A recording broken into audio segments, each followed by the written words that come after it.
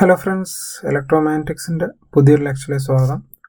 Previous year question papers ആണ് നമ്മൾ solve ചെയ്തുകൊണ്ടിരുന്നത്. നെക്സ്റ്റ് ക്വസ്റ്റ്യൻ ഇങ്ങനെയാണ്: The electric field amplitude of a uniform plane wave propagating in z direction, okay, is 250 volt per meter. If E is equal to EX and omega is equal to 1, then find frequency, wavelength, period, time period, the amplitude of h. ഇത്രയും കാര്യങ്ങളാണ് ക്വസ്റ്റ്യനിൽ തന്നിട്ടുള്ളത്. So ഇത് എങ്ങനെ solve ചെയ്യുന്നുള്ളത് നമുക്കൊന്ന് നോക്കാം. So ആദ്യം നമുക്ക് തന്നിരിക്കുന്ന ഗിവൺ ഡാറ്റ എന്തൊക്കെയാണെന്നുള്ളതൊന്ന് നോക്കാം. The wave is propagating in z direction. Okay, z ഡയറക്ഷനിലാണ് വേവ് പ്രൊപ്പഗേറ്റ് ചെയ്യുന്നത്. അതുപോലെ തന്നെ ഈ എക്സ്പ്രഷൻ നമുക്ക് EX എന്ന് തന്നിട്ടുണ്ട്. ഓക്കെ, അതുപോലെ തന്നെ omega is equal to 1m radians per seconds എന്ന് തന്നിട്ടുണ്ട്. ഓക്കെ, സോ ഇത്രയും ഡീറ്റെയിൽസ് ആണ് നമുക്ക് തന്നിട്ടുള്ളത്. പക്ഷേ ഇതിൽ നിന്നല്ലാതെ നമുക്ക് കുറച്ച് വാല്യൂസും കൂടെ എക്സ്ട്രാ നമുക്ക് ഈ ഒരു ക്വസ്റ്റ്യനകത്ത് കണ്ടുപിടിക്കാം.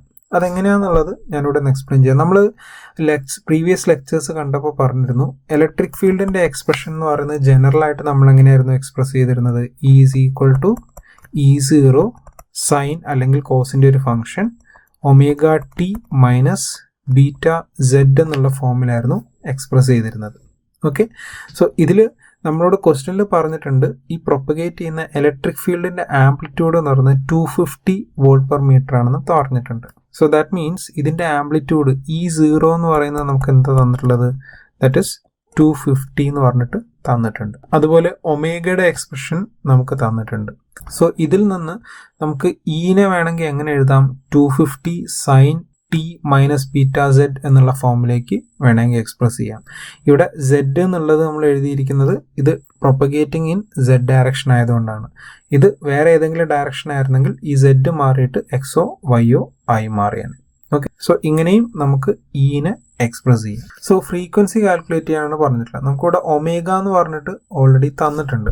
So omega is 1m radians per second ആണ്. സോ അതിനകത്ത് നമുക്ക് എന്ത് പറയാം? Omega is equal to 2πf ആണ്. അങ്ങനെയാണെങ്കിൽ f ഇസ് ഈക്വൽ ടു നമുക്ക് എന്ത് വരും? ഒമേഗ ഡിവൈഡഡ് ബൈ 2π വരും. What is omega? 1 into 10⁶ divided by 2 into 3.14. അത് ചെയ്ത് കഴിഞ്ഞാൽ നമുക്ക് എന്ത് കിട്ടും? 1.5 ഇൻറ്റു 10⁵ ഹെഡ്സ് നമുക്ക് കിട്ടും. This is our frequency. Okay, so first question നമുക്ക് കിട്ടി. നെക്സ്റ്റ് വേവ് ലെങ്ത് കാണാനാണ് പറഞ്ഞിട്ടുള്ളത്. സോ സെക്കൻഡ് വേവ് ലെങ്ത് ആണ്, that is lambda.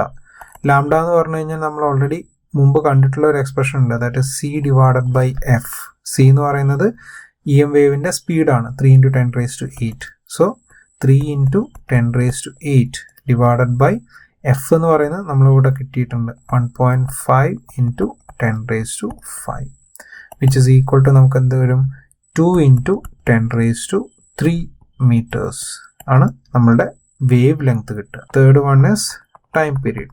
Time period T is equal to എന്താണ്? 1/f ആണെന്ന് നമുക്കറിയാം, which is equal to 1 divided by 1.5 into 10⁵, which is equal to 6.6 into 10⁻⁻⁶.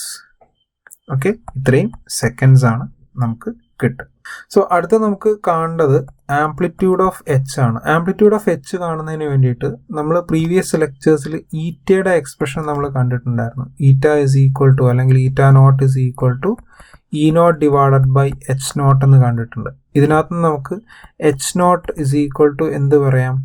E0 divided by ഈറ്റ not എന്ന് എഴുതാം, അല്ലേ? സോ ഇതിൽ ഈറ്റ നോട്ടിൻ്റെ വാല്യൂ എന്തായിരിക്കും?